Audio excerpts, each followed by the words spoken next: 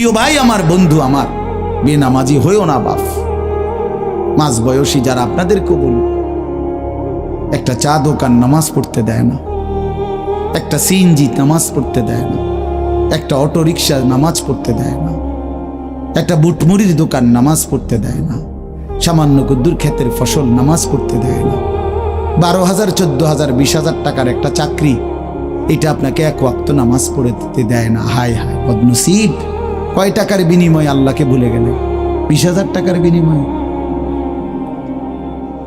একটা দোকানে কয় হাজার টাকা বেতন হলো, এই 30,000, 40,000 টাকার বেচা কিনার বিনিময়ে আল্লাহকে ছেড়ে দিলেন। যুবক ভাই, তোমরা এই 12, 14, 20,000 টাকার একটা মোবাইলের কাছে আল্লাহকে ছেড়ে দিলা।